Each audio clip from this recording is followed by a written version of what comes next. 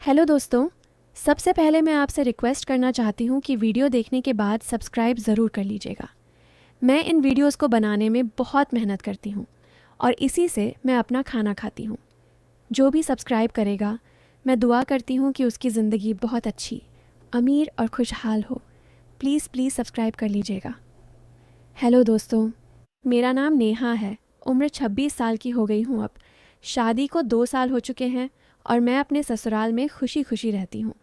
मेरी बॉडी थोड़ी सी कर्वी है, मतलब कमर पतली और जहाँ होना चाहिए वहाँ थोड़ा उभरा हुआ, जिससे साड़ी पहनती हूँ तो लोग 2 बार मुड़कर देखते हैं। लोग कहते हैं कि मेरी मुस्कान में कुछ जादू है, आंखें बड़ी बड़ी और होंठ गुलाबी। शादी से पहले लड़के मेरे पीछे पागल थे, लेकिन अब तो मैं सिर्फ अपने पति की हूँ और घर की। खैर, आज मैं आपको अपनी ज़िंदगी की एक ऐसी कहानी सुनाती हूँ जो शुरू में तो थोड़ी अजीब लगी, लेकिन बाद में पता चला कि रिश्तों में कितना प्यार छिपा होता है। सुनो ध्यान से, क्योंकि ये बातें दिल को छूती हैं।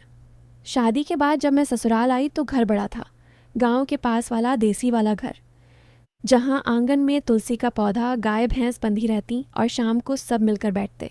मेरे पति विक्रम शहर में जॉब करते हैं, बैंक में, और बहुत ज़्यादा बिजी रहते हैं। घर पर बहुत कम आते हैं। मेरे पति ने मुझे एक साल से छुआ तक नहीं है। मैं बहुत अकेलापन महसूस करती हूँ, क्योंकि मेरे भी कुछ अरमान हैं। मैं भी एक औरत हूँ।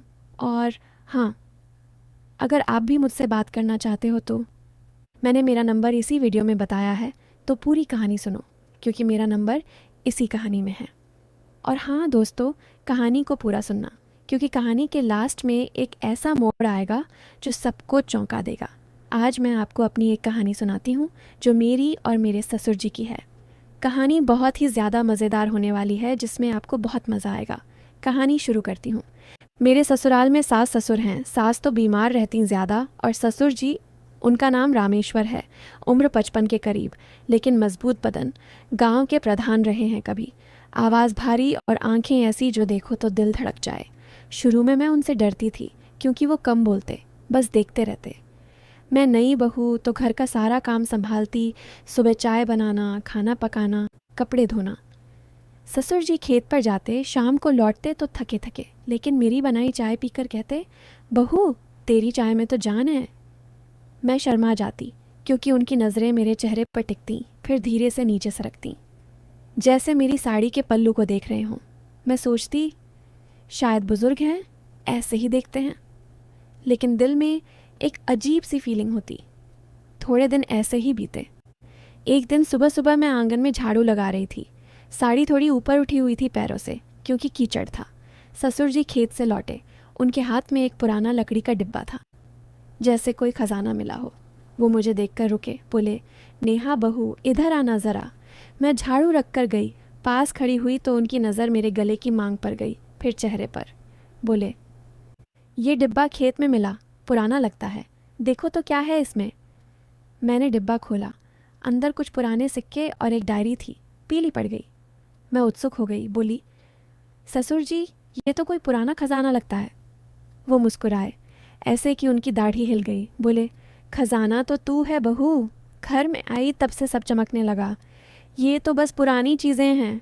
मैं हंस पड़ी, लेकिन उनकी बात में कुछ था जो दिल को छू गया। फिर हम दोनों मिलकर उस डायरी को पढ़ने लगे। वो डायरी ससुर जी के दादाजी की थी, जिसमें गांव की पुरानी कहानियाँ लिखी थीं, रिश्तों की, प्यार की, और कुछ राज भी। ससुर जी पढ़ते जाते और मुझे समझाते जाते। उनकी आवाज़ में एक गर्माहट थी। पास बैठे थे तो कभी उनका कंधा मेरे कंधे से टच हो जाता। मैं दूर हटती, लेकिन मन में सोचती, अरे ये तो बुज़ुर्ग हैं, क्या सोच रही हूँ। लेकिन थोड़ा मज़ा भी आता था उस ध्यान का, क्योंकि मेरे पति तो कभी मुझ पर इस तरह ध्यान नहीं देते थे। धीरे धीरे ये हमारी रोज़ की आदत बन गई। शाम को जब विक्रम बाहर होते, सास सो जाती तो ससुर जी मुझे बुलाते, बहू आज डायरी का अगला पन्ना पढ़ें। हम आंगन में चारपाई पर बैठते। मैं चाय बनाकर ले जाती। वो पढ़ते, मैं सुनती। डायरी में एक कहानी थी एक बहू की, जो ससुर के साथ मिलकर गांव की एक पुरानी समस्या सुलझाती है। ससुर जी कहते, देख बहू, रिश्ते सिर्फ नाम के नहीं होते, दिल से जुड़ते हैं। उनकी आंखें मेरी आंखों में झांकती और मैं शर्मा कर नीचे देखती। कभी वो मेरे हाथ पर हाथ रखकर कोई पुराना सिक्का दिखाते। बोले, ये देख कितना चमकदार, तेरी तरह। मैं हंसती, लेकिन दिल की धड़कन तेज़ हो जाती। गांव वाले देखते तो कहते, अरे रामेश्वर जी की बहू कितनी सेवा करती है, बाबूजी को खुश रखती है। लेकिन कुछ औरतें कानाफूसी करती, देखना कुछ तो बात है, इतना पास बैठती है। मुझे सुनाई देता तो बुरा लगता, लेकिन ससुर जी कहते, लोगों की बातों से क्या, दिल साफ हो तो सब साफ। फिर भी मन में एक तनाव रहता, जैसे कुछ होने वाला है, कुछ जो नहीं होना चाहिए, लेकिन फिर भी खींचता है। फिर एक शाम की बात है, डायरी पढ़ते पढ़ते ससुर जी रुक गए। बोले, नेहा, इस डायरी में एक राज है जो मैंने कभी किसी को नहीं बताया। मैं उत्सुक हो गई, पास सरक कर बैठ गई। उनकी सांस मेरे गाल पर लग रही थी।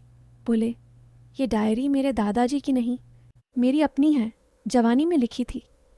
मैं चौंकी। तो फिर इतने साल क्यों छिपाई? वो उदास हो गए। बोले, क्योंकि इसमें मेरी ज़िंदगी का वो दर्द है जो कोई नहीं समझेगा। फिर धीरे धीरे बताने लगे उनकी जवानी की कहानी, कैसे वो एक लड़की से प्यार करते थे, गांव की ही, लेकिन घर वालों ने शादी कहीं और कर दी। वो लड़की चली गई दूर शहर और कभी लौटकर नहीं आई। ससुर जी की आंखें भर आईं। मैंने पहली बार उन्हें इतना कमज़ोर देखा। मैंने उनका हाथ पकड़ लिया, बोली, ससुर जी, अब तो आप अकेले नहीं, हम सब हैं आपके। वो मेरी ओर देखे, लंबा देखा, जैसे बहुत कुछ कहना चाहते हों। उस पल लगा जैसे हवा रुक गई हो। मैंने हाथ छुड़ाया, लेकिन दिल में एक अजीब सा डर और प्यार दोनों थे। उस दिन के बाद हमारी बातें और गहरी हो गईं। वो मुझे अपनी पुरानी यादें सुनाते, मैं अपनी शादी से पहले की बातें। कभी वो कहते, बहू, तेरी हंसी सुनकर लगता है वो पुराने दिन लौट आए। मैं समझती कि उनकी नज़रें अब सिर्फ देखने की नहीं, कुछ और कहती हैं। और मैं भी कभी कभी सोचती, अगर विक्रम इतना बाहर न रहते तो शायद ये सब न होता। लेकिन कुछ होने नहीं देती, बस वो सस्पेंस रहता, वो तनाव कि कब कुछ हो जाएगा। समय बीतता गया, डायरी ख़त्म हो गई, लेकिन हमारी बैठक ही नहीं रुकी। अब वो मुझे गांव की पुरानी चीज़ें दिखाते, कभी पुराना रेडियो बजाते, कभी पुरानी तस्वीरें। एक दिन वो मुझे घर के पीछे वाले कमरे में ले गए, जहाँ पुराना सामान रखा था। बोले, ये देख बहू, ये मेरी जवानी की तस्वीरें। मैं देखती रही। वो जवान कितने हैंडसम थे, मजबूत बदन। वो पास खड़े थे, इतने पास कि उनकी गर्मी महसूस होती। बोले, तू भी ऐसी ही थी शायद जवानी में, वो लड़की। मैंने मुड़कर देखा, उनकी आंखें लाल थीं। लगा जैसे अब कुछ कहेंगे, कुछ करेंगे। मैं डर गई, लेकिन खड़ी रही। फिर अचानक वो पीछे हटे, बोले, चल बहू, बाहर चलें, सास जी जग जाएंगी। मैंने राहत की सांस ली, लेकिन मन में एक खालीपन। ऐसे कई पल आए जहाँ लगा अब लाइन क्रॉस हो जाएगी, लेकिन हर बार वो रुक जाते। मैं भी रुक जाती, लेकिन वो तनाव बढ़ता जाता, जैसे जैसे कोई रस्सी खींची जा रही हो। फिर एक दिन बड़ा ट्विस्ट आया। विक्रम घर आए और ससुर जी ने सबको बुलाया। बोले, आज मैं एक राज खोलूँगा। सब बैठे।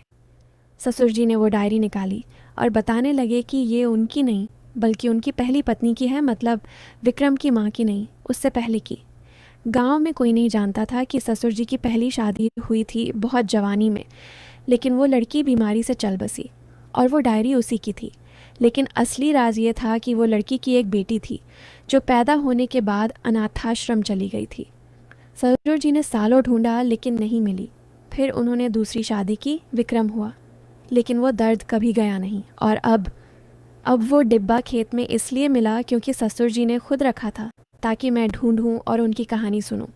फिर ससुर जी ने मुझे देखा। बोले, नेहा बहू, तूने मुझे वो प्यार दिया जो सालों से तरस रहा था, लेकिन वो बेटी वाला प्यार, क्योंकि तू ही वो बेटी है।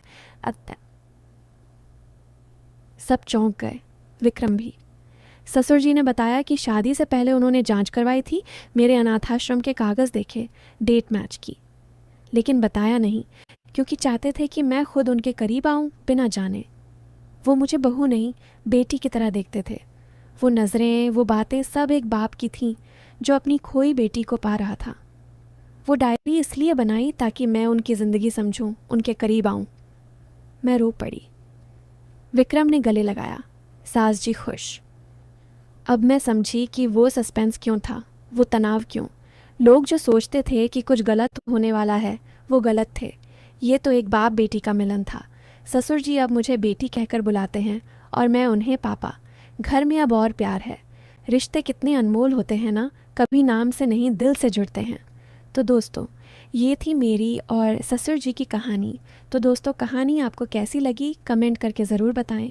और अगर आप चैनल पर पहली बार आए हो तो चैनल को सब्सक्राइब कर अपना प्यार ज़रूर दिखाना। मिलती हूँ एक ऐसी नई वीडियो के साथ। तब तक के लिए बाय बाय।